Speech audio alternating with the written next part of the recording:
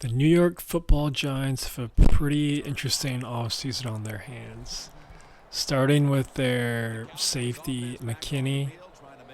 He is a free agent for this upcoming offseason. Pretty solid player.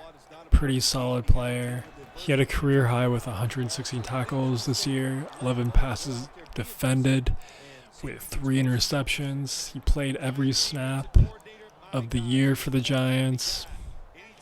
So he's a key piece to that defense. Obviously, the Giants didn't have the best year coming off of that crazy turnaround year where they made the playoffs and beat the Vikings in that one playoff game.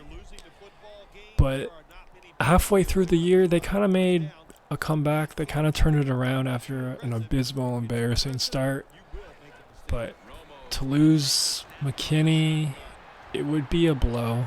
They would definitely have a need at safety, clearly. But I think this is the first time Giants fans are seeing the casualty of that lovely Daniel Jones contract.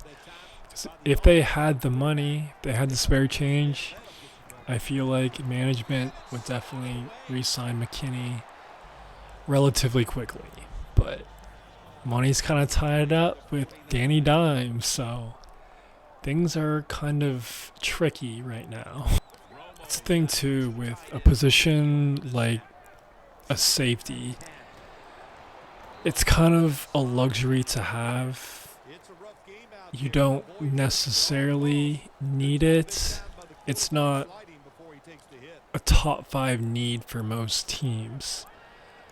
Basically, what I'm trying to say is the Giants aren't really in that contention era right now. They kind of need to reestablish themselves and maybe have a couple of solid years before they're actually a legitimate threat. I just think they have other needs to fill rather than their safety, which it would have been nice to, but courtesy to that contract, Daniel Jones, it's just money's tight. It is what it is. They even could franchise tag him, but that would be a $17.2 million hit in 2024. And the Giants currently have a $19.4 million in cap space. So, yeah, things are pretty tight right now. McKinney is a solid player, and he would command a hell of a contract. According to PFF, he was the highest marked safety for last season with a 91.2 coverage grade. So he's going to command a lot of money in the open market. Derwin James currently has the highest paid contract annually with $19 million. So you better best believe that McKinney's probably going to get that mark, if not slightly under, maybe slightly more. So McKinney, it's been fun in New York. I wonder who's going to pay you. I guess we'll find out. But that's not the only free agents currently looming with the Giants. Star running back Saquon Barkley is also a free agent. He was playing on that 1-year infamous contract last year. That was so weird. Remember last offseason when like all the NFL running backs like banded together for like a couple weeks and like held these meetings and like the media made a big deal about it? And I remember it was something like, we're underpaid, we're not happy, blah blah blah, all valid points.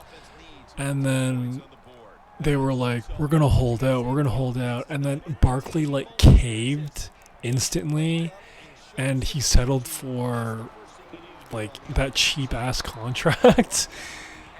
I just remember that was hilarious, and he was the first one to cave, and that was a wild time. Weird stuff. The Giants have until March 5th to decide whether or not they want to franchise tag him, so that date's definitely coming up, so look out for that. Supposedly, it's not a very good draft class for running backs, quote unquote. I put that in quote unquote because Super Bowl champions like Isaiah Pacheco can somehow fall into the 7th round, and just in general, I think running backs are the most replaceable position in the league, so we'll see.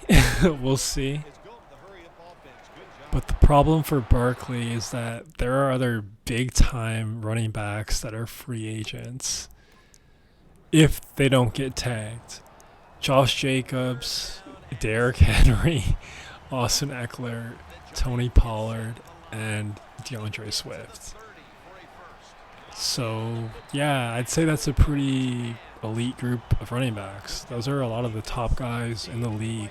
Barkley had a good season in 2022, but this past year he only ran for 962 yards, 41 receptions for 280, and only 10 touchdowns. So he played on a make or break 1 year prove it deal, and I'm sad to say, but he didn't really have that amazing defining you gotta pay me type of year, so murky times for both parties involved here.